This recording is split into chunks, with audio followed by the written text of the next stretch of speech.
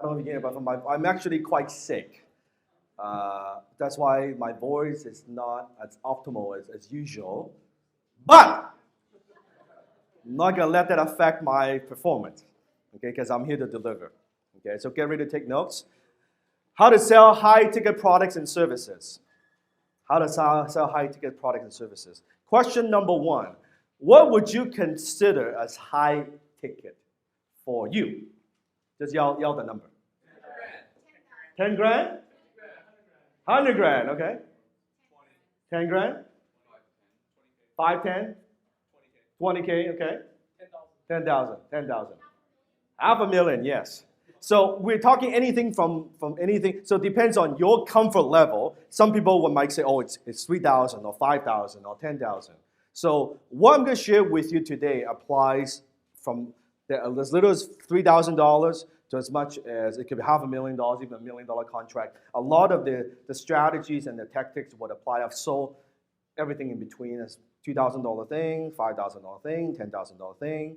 Last year, my business partner, we sold a contract to a pharmaceutical company for $800,000 US to one sale, $800,000 US.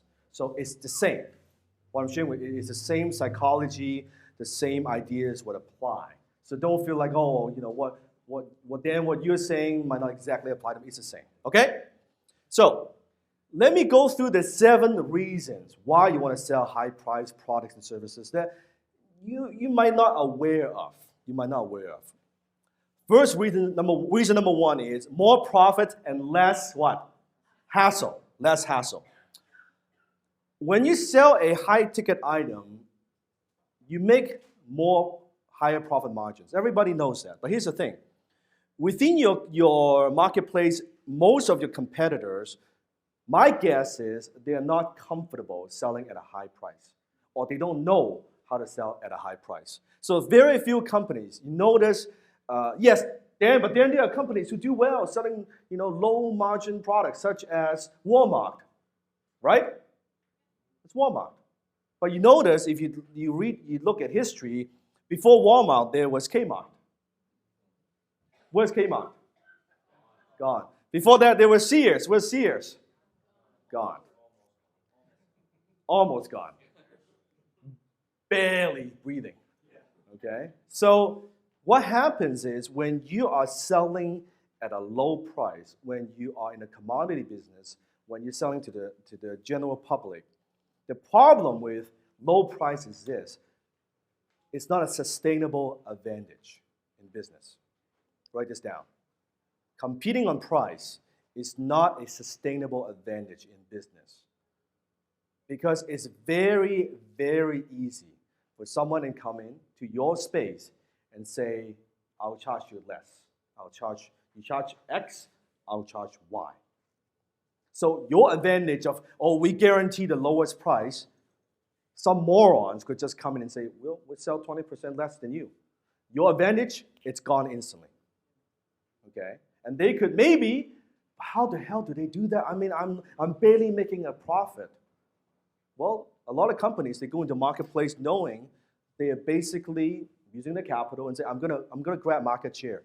I'm gonna acquire these customers at a loss just to put you out of business. They might know, well, you probably won't last 6 months. Well, if we have enough cash to last 1 year, you're gone. When you are gone, then they become the game in the marketplace, and then they jack up the price again. So, and also customer infrastructure. To serve more clients at a low price, it requires more infrastructure, i.e. more customer service, bigger office, more people, more shipping and handling, everything is more. So it requires a more complex infrastructure. Personally, and this is my personal preference, I like to keep my business lean, mean, and simple. I'm not a big fan, and there are people who make a lot of money doing that, and that's kudos to them. Just my personal preference, I like to keep my business lean and mean and simple. If I can hit my goal, my financial goal with 1,000 customers versus 10,000 customers, I prefer 1,000 customers. If I can hit my goal with 100 customers, I prefer 100 customers than 1,000 customers. Okay? So more profits, less hassle. But here's a quote that I have. Business is a game of margins, not volume. In fact, repeat after me. Business is a game of, not volume. Some entrepreneurs say, well, but then I'll make it up in volume. I'm doing $500,000. I'm not making. My margin is like this. Oh, if I make $3 million, then my margin would go up.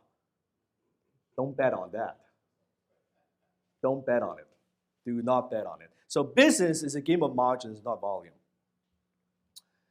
I was watching. How many have seen the show The Prophet? Okay, if you guys have not seen the show, watch the show. I don't watch a lot of TV, but that's a great show to watch. It's like a mix of Kitchen's Nightmare combined with Shark Tank, Dragon's Den kind of type show.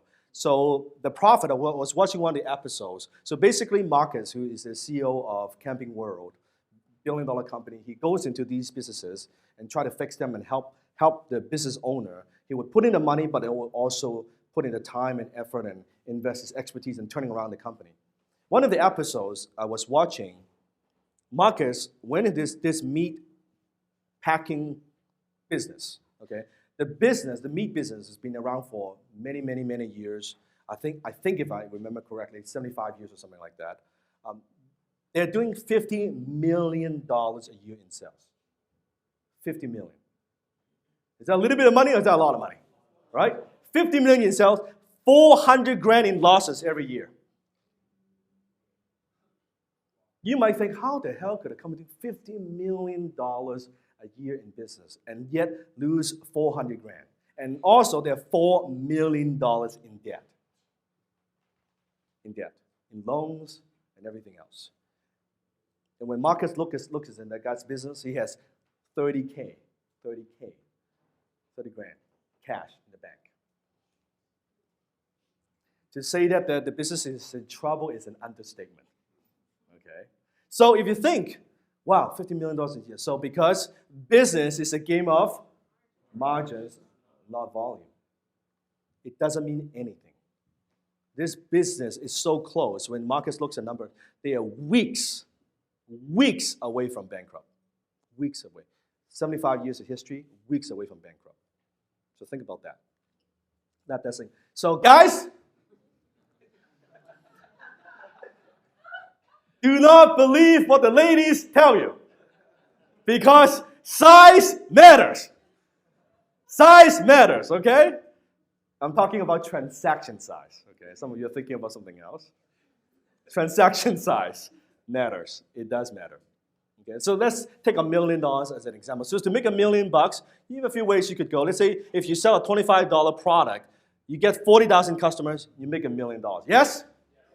Or you sell a $50 product, you sell to 20,000 customers, you make $1 million. Okay. Or $100 products, 10,000 customers, $1 million. Or $1,000 product, 1,000 customers, $1 million. Or $10,000 product, only 100 customers, you make $1 million. Now, you might be thinking, but Dan, $100 versus $10,000. Does that mean it takes 100 times more effort to make a $10,000 sale versus a $100 sale? What do you think? No. Because think of in terms of to sell that $100 product, do you still have to do marketing? There's still costs involved.